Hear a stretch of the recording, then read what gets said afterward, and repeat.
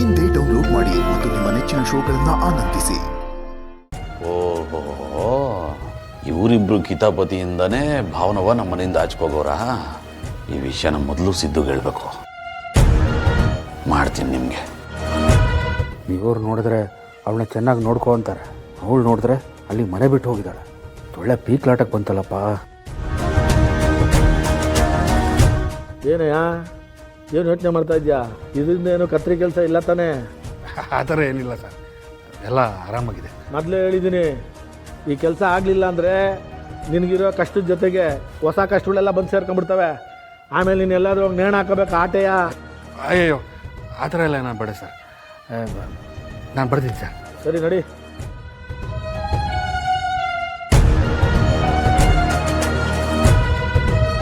ಯಾಕೋ ಇವ್ನು ನೋಡಿದ್ರೆ ಅನುಮಾನ ಬರ್ತಾಯ್ತಲ್ಲ, ಎಲ್ಲೋ ಮಿಸ್ ಹೊಡಿತೈತೆ. ಯಾರನ್ನಾದ್ರೂ ಇವನು ಹಿಂದೆ ಕಾವಲು ಹಾಕಬೇಕು.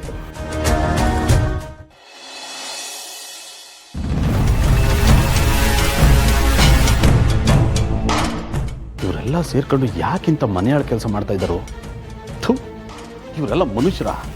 ಎಷ್ಟೆಲ್ಲ ಆಟ ಆಡ್ಕೊಂಡು ನನ್ನ ತಮ್ಮನ ಸಂಸಾರ ಹಾಳು ಮಾಡಬೇಕು ಅಂತ ನೋಡಿದ್ರೆ ಯಾವುದೇ ಕಾರಣಕ್ಕೂ ನಾನು ಬಿಡೋದಿಲ್ಲ. ಅಲ್ಲ, 1000 ಸುಳ್ಳು ಹೇಳಿ ಒಂದು ಮದುವೆ ಮಾಡಬೇಕು ಅಂತಾರೆ. ಇವರೆಲ್ಲ ನೋಡಿದ್ರೆ ಸುಳ್ಳು ಮೇಲೆ ಸುಳ್ಳು, ಸುಳ್ಳು ಮೇಲೆ ಸುಳ್ಳು ಹೇಳಿ ಅವನ ಜೀವನನೇ ಹಾಳು ಮಾಡೋಕ್ಕೆ ನೋಡ್ತಾವ್ರಲ್ಲ. ಒಡ ಹುಟ್ಟಿದವರು ಅಂದರೆ ಕರುಳು ಬಳ್ಳಿ ಸಂಬಂಧ ಅಂತಾರೆ. ಅಣ್ಣ ತಮ್ಮ ಅಕ್ಕ ತಂಗಿ ಅಂದರೆ ಬಿಡಿಸಲಾಗದ ಬಾಂಧವ್ಯ ಅಂತಾರೆ. ಆದರೆ ಇಲ್ಲೊಬ್ಬ ಮನೆಯಾಳ ಅಣ್ಣ ದುಡ್ಡುಗೋಸ್ಕರ ತನ್ನ ತಂಗಿ ಜೀವನನೇ ಹಾಳು ಮಾಡಬೇಕು ಅಂತ ಹೊರಟವನೆ. ನಮ್ಮನರೇನು ಕಮ್ಮಿ ಇಲ್ಲ. ತನ್ನ ಹೊಟ್ಟೆಲಿ ಹುಟ್ಟಿದ ಮಗನ ಜೀವನನೇ ಹೊಡೆದು ನುಚ್ಚು ನೂರು ಮಾಡಿ ಅದರಲ್ಲೇ ತಮ್ಮ ಮುಖ ನೋಡಬೇಕು ಅಂತ ಹೊರಟವ್ರೆ. ಇದಕ್ಕೆಲ್ಲ ನಾನು ಅವಕಾಶ ಕೊಡೋದು ಬೇಡ. ಮೊದಲು ಇದನ್ನೆಲ್ಲ ಸಿದ್ದುಗೆ ಹೇಳಬೇಕು. ಇದನ್ನೆಲ್ಲ ಮೊದಲು ಸಿದ್ದುಗೆ ಹೇಳಿ ಸಿದ್ದು ಭಾವನ ಅವರಿಬ್ಬರನ್ನು ಒಂದು ಮಾಡಿ ಆಮೇಲೆ ಇವರೆಲ್ಲರೂ ಶಕುನಿ ಮುಖೋಡಗಳನ್ನ ಕಳಚಿ ಯಾರ್ಯಾರು ಹೆಂಗೆ ಅಂತ ಅವನ ಮುಂದೆ ಅರ್ಥ ಮಾಡಿಸ್ತಾರೆ.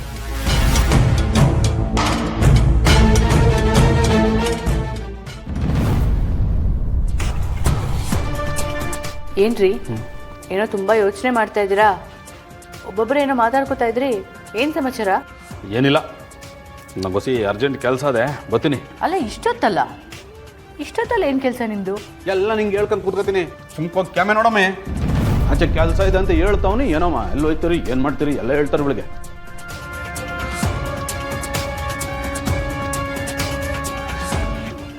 ಅಲ್ಲ, ಇಷ್ಟೊತ್ತಲ್ಲಿ ಇವರೆಲ್ಲಿಗೆ ಹೋಗ್ತಿದ್ದಾರೆ? ಯಾವಾಗ ನೋಡಿದ್ರೆ ಮನೇಲೇ ಇರ್ತಾರೆ. ಈಗ ನೋಡಿದ್ರೆ ರಾತ್ರಿ ಹೊರಗೆ ಹೋಗ್ತಿದಾರಲ್ಲ. ಏನೇನೋ ಒಬ್ಬರೇ ಮಾತಾಡ್ಕೋತಾ ಇದ್ರು, ಗಾಬ್ರಿಲ್ ಬೇರೆ ಇದ್ರು. ಏನಿರ್ಬೋದು? ಇಲ್ಲ, ಸಿದ್ದು ಜೊತೆ ಸೇರಿಕೊಂಡು ಇವ್ರು ಯಾಕೋ ಅತಿಯಾಗಿ ಆಡ್ತಾ ಇದ್ದಾರೆ. ಇವ್ರಿಗೇನಾದರೂ ನಾವೆಲ್ಲ ಮಾಡಿದ ವಿಷಯ ಗೊತ್ತಾಗೋಯ್ತಾ?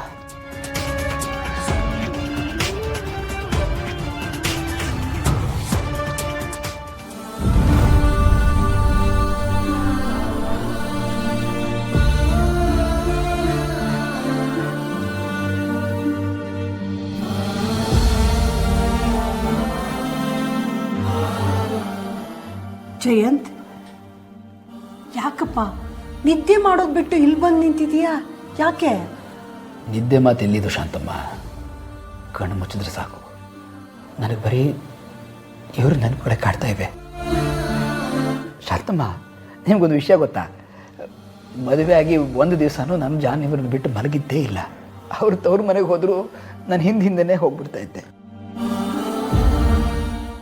ಈಗ ನೋಡಿ ಶಾಂತಮ್ಮ, ಇವ್ರನ್ನ ಬಿಟ್ಟು ಎಷ್ಟು ದಿನ ಆಯಿತು. ಅವ್ರ ನಗು, ಹಾಡು ನನ್ನ ತಲೆಯಲ್ಲಿ ಯಾವಾಗಲೂ ಬೈಗುಡ್ತಾ ಇರುತ್ತೆ ಶಾಂತಮ್ಮ. ನನಗೆ ತಲೆ ಕೆಡ್ತಾ ಇದೆ ಶಾಂತಮ್ಮ. ಹೇಗೆ ಜೀವನ ಮಾಡೋದು ಗೊತ್ತಾಗ್ತಾ ಇಲ್ಲ. ಅವ್ರು ನನಗೆ ಯಾವಾಗ ಸಿಗ್ತಾರೆ ಶಾಂತಮ್ಮ? ನಿಮಗೆ ನನ್ನ ಪರಿಸ್ಥಿತಿ ಅರ್ಥ ಆಗ್ತಾ ಇಲ್ವಾ ಚೀನು ಮರಿ? ಗೊತ್ತಾಗ್ತಾ ಇಲ್ವಾ? ಜಯಂತ್, ಅವಳು ಬದುಕಿದಾಳಂತ ನಿನಗೆ ಗೊತ್ತಾಗಿದೆ ಅಲ್ವಾ? ಇವತ್ತು ಸಿಗ್ದಿದ್ರೇನು, ನಾಡಿದ್ದು ಸಿಗ್ತಾಳೆ. ಅದಕ್ಕೋಸ್ಕರ ನೀನು ಯಾಕಪ್ಪ ಇಷ್ಟು ಚಿಂತೆ ಮಾಡಬೇಕು? ಹೋಗು, ಕಣ್ತುಂಬ ನಿದ್ದೆ ಮಾಡು, ನೆಮ್ಮದಿಯಿಂದ ನಿದ್ದೆ ಮಾಡು. ಅವ್ರು ಬದುಕಿದ್ದಾರೆ ಅಂತ ಗೊತ್ತಿದೆ ಶಾಂತಮ್ಮ, ಆದರೆ ಎಲ್ಲಿದ್ದಾರೆ ಅಂತ ಗೊತ್ತಾಗ್ತಾ ಇಲ್ವಲ್ಲ. ಅವರಿಲ್ಲದೆ ಈ ಕಣ್ಣುಗಳು ರೆಪ್ಪೆ ಮುಚ್ತಾ ಇಲ್ಲ ಶಾಂತಮ್ಮ. ನೀವು ನನಗೀಗ ಬೇಕೇ ಬೇಕು ಚಿನ್ನುಮರಿ. ಜಯಂತ್, ನಿನ್ನ ಪರಿಸ್ಥಿತಿ ನನಗೆ ಅರ್ಥ ಆಗ್ತಿದೆ. ಅತಿಯಾಗಿ ಪ್ರೀತಿ ಮಾಡಿದವರು ಜೊತೆಗಿಲ್ಲ ಅಂದರೆ ನೋವಾಗೋದು ಸಹಜ. ಹಾಗಂತ ಅದೇ ಯೋಚನೆಯಲ್ಲಿ ಊಟ ನಿದ್ದೆ ಬಿಟ್ಟು ನಿನ್ನ ಆರೋಗ್ಯನ ಹಾಳು ಮಾಡ್ಕೊಳ್ಳೋದು ತಪ್ಪಲ್ವೇನಪ್ಪ? ಅವ್ರು ಇಂಥ ಪರಿಸ್ಥಿತಿಯಲ್ಲಿ ನೀನು ನೋಡಿದಾಗ ನೊಂದ್ಕೊಳ್ಳೋದಿಲ್ವಾ? ಇಲ್ಲ ಶಾಂತಮ್ಮ, ನನ್ನ ಪರಿಸ್ಥಿತಿ ಹೀಗಿದೆ ಅಂತ ಗೊತ್ತಿದ್ರು ಚಿನ್ನುಮರಿ ನನ್ನ ಹತ್ರ ಬಂದಿಲ್ಲ ಅಂತಂದರೆ ಅವ್ರಿಗೆ ನನ್ನ ಬಗ್ಗೆ ಯಾವ ಕಾಳಜಿನೂ ಇಲ್ಲ ಅಂತಲೇ ಅರ್ಥ ಅಲ್ವಾ? ಅಥವಾ ನಾನೇ ಅವರನ್ನು ಅರ್ಥ ಮಾಡ್ಕೊಳ್ಳೋದ್ರಲ್ಲಿ ಎಲ್ಲೋ ಸೋತ್ಬಿಟ್ಟಿದ್ದೀನ ಶಾಂತಮ್ಮ? ಶಾಂತಮ್ಮ, ನನ್ನ ಉಸಿರಾಟಕ್ಕಿಂತ ನಾನು ಅವ್ರ ಉಸಿರಾಟನೇ ಹೆಚ್ಚು ಗಮನಿಸಿದ್ದು. ನನ್ನ ಎದೆ ಮಿಡ್ತಕ್ಕಿಂತ ಅವ್ರ ಎದೆ ಮಿಡ್ತಾನೆ ಕೇಳಿದ್ದು ಶಾಂತಮ್ಮ. ಈಗ ಅವರಿಲ್ಲದೆ ಹೇಗೆ ಜೀವನ ಮಾಡೋದು ಅಂತ ನನಗೆ ಗೊತ್ತಿಲ್ಲ ಶಾಂತಮ್ಮ, ನನಗೆ ಗೊತ್ತಿಲ್ಲ. ಜಯಂತ್, ಸಮಯ ಅಂದರೆ ಹೀಗೆ ಅಪ್ಪ. ಯಾರೋ ಮಾಡಿದ ತಪ್ಪಿಗೆ ರಾಮ ಸೀತೆ ನೋವು ಅನುಭವಿಸ್ಲಿಲ್ವಾ?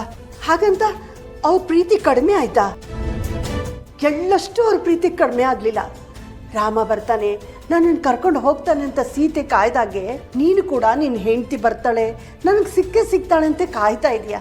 ಅಂದಮೇಲೆ ನಿನ್ನ ಹೆಂಡತಿ ನಿನಗೆ ಸಿಗ್ತಾಳೆ ಅನ್ನೋ ಭಾವನೆ, ನಂಬಿಕೆ ನನಗಿದೆಯಪ್ಪ. ಆ ನಂಬಿಕೆ ನನಗೂ ಇದೆ ಶಾಂತಮ್ಮ.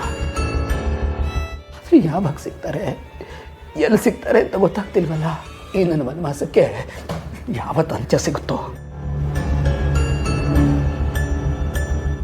ಶಾಂತಮ್ಮ, ಒಂದು ಐಡಿಯಾ. ಯಾವ ಐಡಿಯಾ? ಶಾಂತಮ್ಮ, ಇವತ್ತು ನಾನು ಮುದುಕನ ಗೆಟಪ್ನಲ್ಲಿ ಅವ್ರ ಮನೆಗೆ ಹೋಗಿದ್ದು ನಿಜ. ಆದರೆ ಅವ್ರು ಯಾರು ನಾನು ಯಾರು ಅಂತ ಕಂಡು ಹಿಡಿದಿಲ್ವಲ್ಲ. ಹಾಗಂದ್ರೆ ನಾನು ಅದೇ ಗೆಟಪ್ನಲ್ಲಿ ವಿಶ್ವನ ಫಾಲೋ ಮಾಡ್ಕೊಂಡು ಹೋದ್ರೆ ಚಿನ್ನುಮರಿ ನನಗೆ ಸಿಕ್ಬಿಡ್ತಾರೆ ಶಾಂತಮ್ಮ. ಅಯ್ಯೋ, ಅಲ್ಲ, ಅವಳು ಅಲ್ಲಿ ಇಲ್ಲ ಅಂತ ಹೇಳ್ತೀಯಾ? ಮತ್ತೆ ಅವನು ಫಾಲೋ ಮಾಡ್ಕೊಂಡು ಹೋಗೋದ್ರಲ್ಲಿ ಏನು ಅರ್ಥ ಇದೆ ಹೇಳು? ನೋ ಇಲ್ಲ ಶಾಂತಮ್ಮ. ವಿಶ್ವ ನಾನು ಪದೇ ಅವ್ರ ಮನೆಗೆ ಹೋಗ್ತೀನಿ, ಅಲ್ಲವ್ರು ನಂಗೆ ಸಿಕ್ಬಿಡ್ತಾರೆ ಅನ್ನೋ ಭಯದಲ್ಲೇ ದೂರ ಎಲ್ಲೋ ಅವ್ರನ್ನ ಇರಿಸಿದ್ದಾನೆ.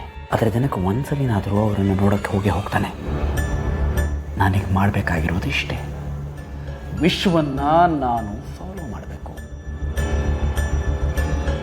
ಚಿನ್ನುಮರಿ, ಆದಷ್ಟು ಬೇಗ ನಾನು ಬಂದು ನೀವಿರೋ ಜಾಗದಿಂದ ನಿಮ್ಮನ್ನು ಕರ್ಕೊಂಡು ಬರ್ತೀನಿ. ಹಾಂ, ಆದಷ್ಟು ಬೇಗ. ಐ ಫೈಂಡ್ ಯು ಸೂನ್ ಚಿನ್ನುಮರಿ, ಐ ಫೈಂಡ್ ಯು ಸೂನ್.